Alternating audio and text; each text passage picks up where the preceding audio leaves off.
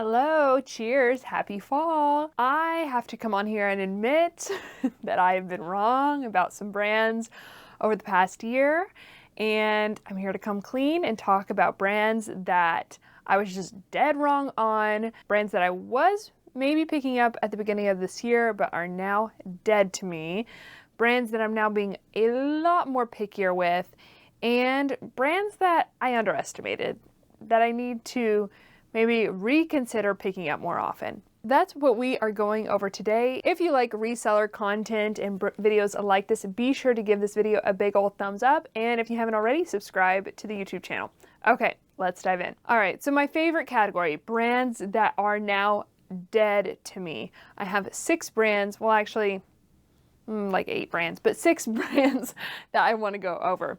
The first is Beta brand. I picked this up in the beginning of this year. I actually did have success with one pickup that I made. I sold it kind of overnight, but I have definitely seen a decrease in movement and traffic on my Beta brand listings, and I'm no longer picking it up in any size, in basically any style. If I found it new with tags in a size extra large at the bins, maybe I would pick it up, but that's really about it. If you are gonna pick it up, I would highly recommend learning the newer tag, because there is a newer brand tag now, and focusing more on larger sizes, but I'm done. I'm not picking it up anymore. Next is kind of a category of brands, and that is a lot of lower retail value plus size brands. So Torrid, Eloquii, City Chic,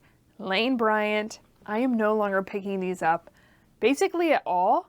If I find it new with tag at the bins and it's really cute, a recent style, then I will potentially pick it up either to sell myself or take to Crossroads, but otherwise I am done picking up these brands. It's really kind of sad. I really enjoy selling plus size, but these brands I just can't seem to move anymore.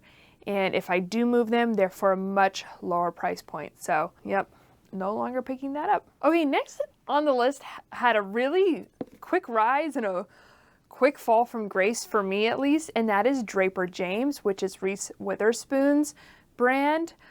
I just started picking it up, I think like 2 years ago, and it was doing really well for me, and I was excited every time I found it, and now I will not pick it up.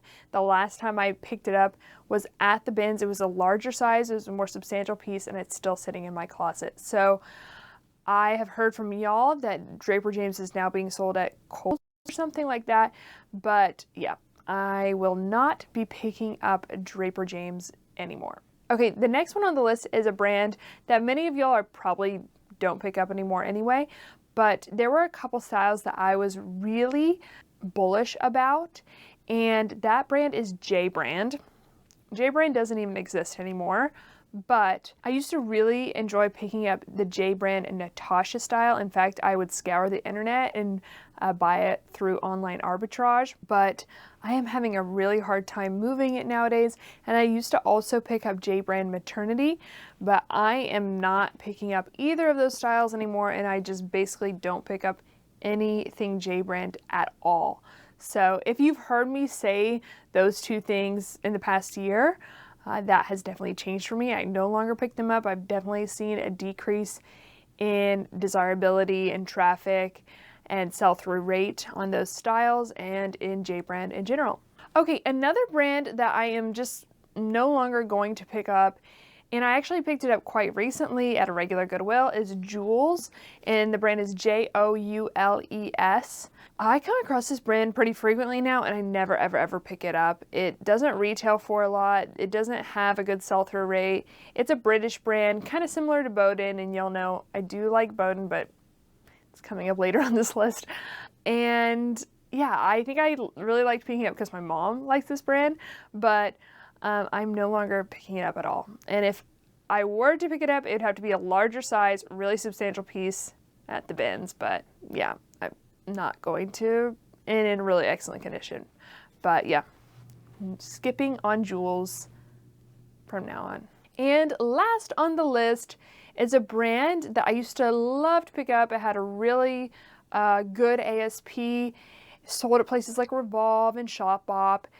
But now whenever I come across it at Goodwill, I'll check comps, and after checking comps, I decide to leave it behind.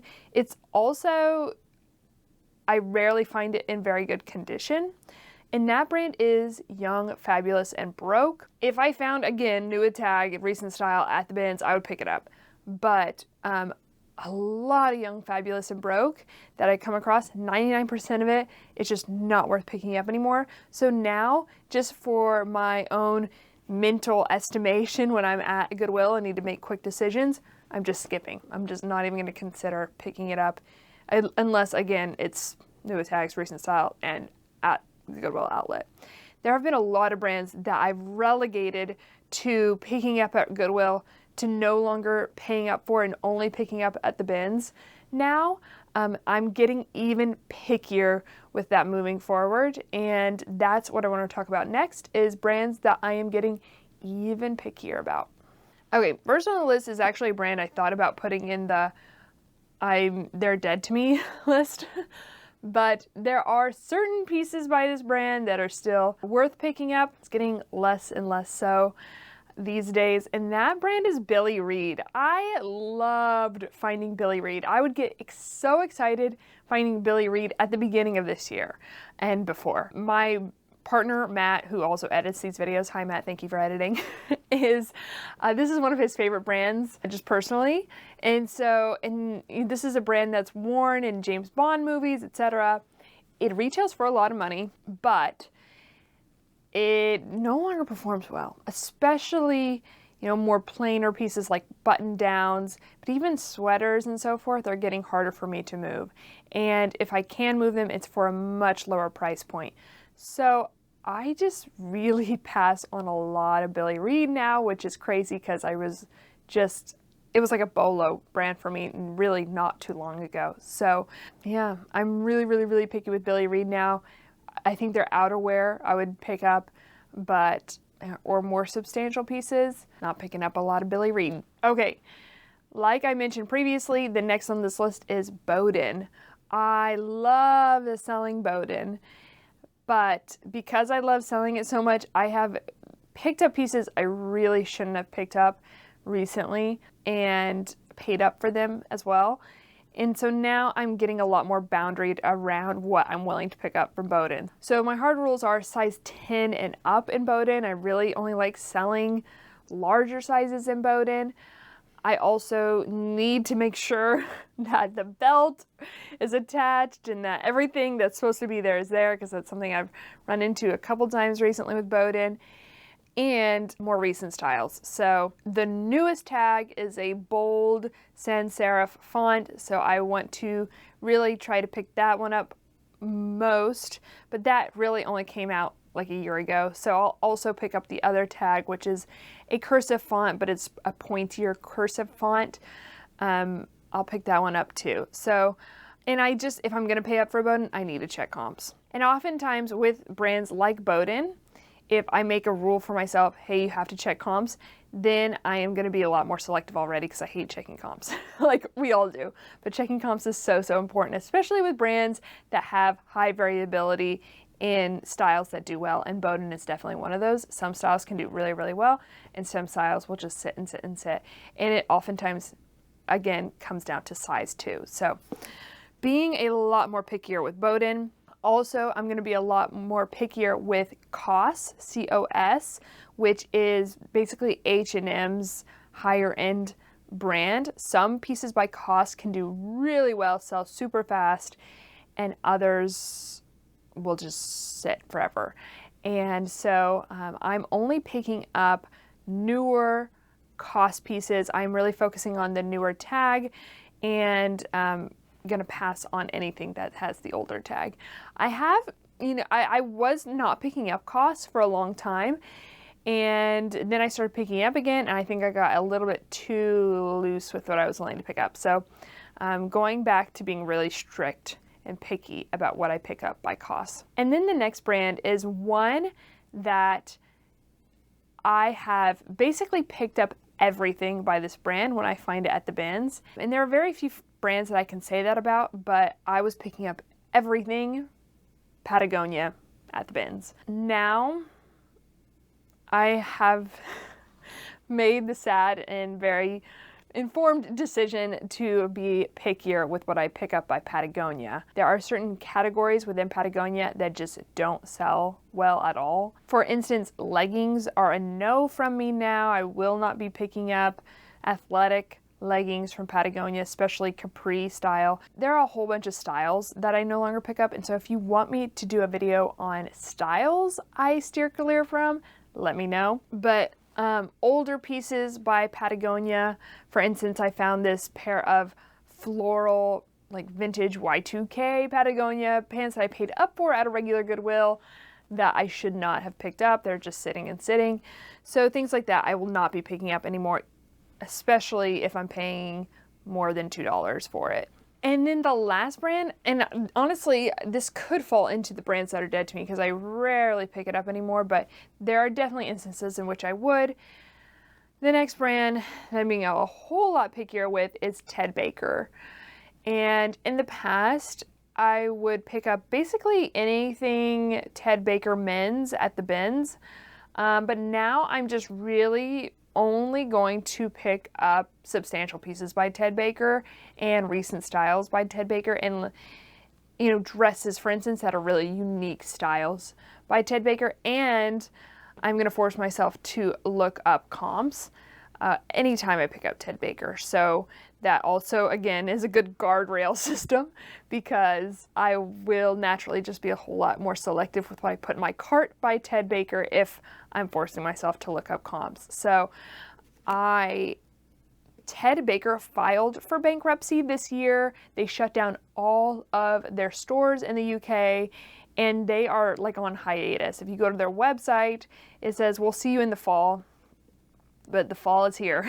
We still don't know what's going on with Ted Baker. So, Ted Baker as a brand is hurting, and Ted Baker within resale is also hurting. So I am just being a whole lot pickier with what I pick up by Ted Baker. Okay, 4 brands that I need to start paying more attention to.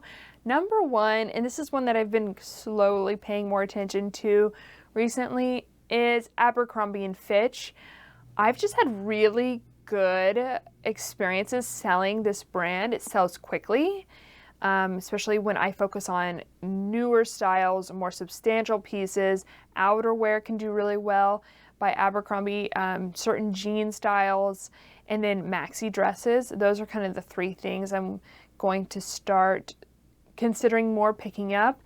I probably will continue to check comps on this brand because there is a lot of variability within what styles do well by Abercrombie & Fitch, but there are certain ones that do really well. So I'm going to definitely continue to be picking up and checking comps on Abercrombie & Fitch moving forward, which is crazy because when I started reselling, Abercrombie & Fitch was like a you don't touch brand. So that's why it's taken me a little bit longer to get on board with Abercrombie & Fitch, because when I was a kid, it was like all the rave. I loved Abercrombie. Abercrombie Kids, I think, was a thing. I don't know if that's still a thing. I think it is, and I loved it. And yeah, you go in there, it was like a nightclub. And I watched the documentary on Abercrombie. It was just such a thing when I was a kid.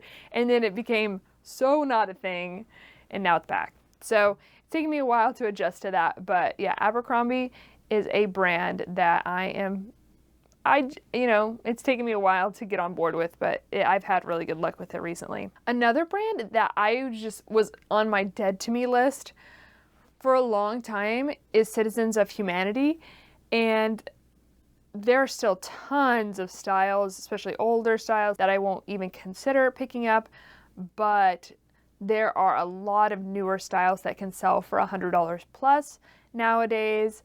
I don't know if their horseshoe style of jeans really helped put them back like front and center on the map, or if they were already front and center on the map and it just took me them coming out with that to really pay attention to them. But their horseshoe style denim, which I'll put a photo up on the screen, is all the rave. So if you come across that, definitely pick it up. I think it will sell fast, and it will sell for a lot of money. There are other brands like Free People who have similar style jeans that can sell really, really fast.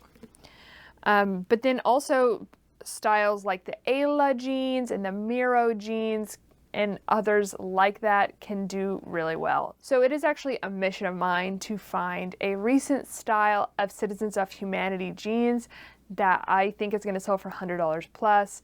I'm on the lookout, and it's a bolo for me, and I really haven't picked up Citizens of Humanity in a long time, so I'm excited about hopefully finding some good jeans by them. Okay, next on this list is Dango, and this is something I've talked about on this channel before, but I really kind of stopped picking up Dango for a while, but now every time I pick it up, it does well, sells pretty quickly for good money, so I just really have to force myself for some reason to pick up Dango and be more bullish with it because, yeah, it is a good performing brand. Of course, there are certain styles that do worse than others, but I really just want to be laser focused on when I come across Dango that's in excellent condition, because that's a really big thing, is a lot of times people wear their Dangos to death, which is good and fine, but not worth picking up to resale. But when I find Dangos in excellent condition, in a good size,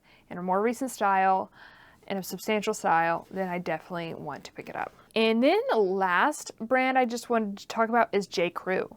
JCrew is a brand that's had so many ups and downs and ups and downs and ups and downs within my, 7 to 8 year reselling career, but it's up right now. The recent styles, and I'll put up the new brand tag on the screen, the recent styles can do really, really well. So I am just, I'm much more excited to pick up more JCrew pieces, and a lot of times when I come across newer JCrew styles and I check comps, it's performing well. So yeah, I am picking up a whole lot more JCrew these days, and excited to list JCrew much more so than I was, 2 years ago, a year ago. And I also just really like selling JCrew blazers, so I'm going to continue to pick those up, especially in larger sizes and especially wool blazers, either wool blend or 100% wool blazers. So that is my list of brands that I was all wrong about this year, brands that I've definitely changed my mind about. If there are any brands that you're thinking, oh my gosh, I've been so wrong, either I haven't been picking it up and I should have been, or I've been picking up and I shouldn't have been, let me know in the comments down below. I love reading y'all's comments and learning from y'all as well. And again, if you haven't already, give this video a big old thumbs up and subscribe to our YouTube channel. Okay, well, thank y'all so much for watching. I'll see you in the next one. Okay, love y'all. Bye.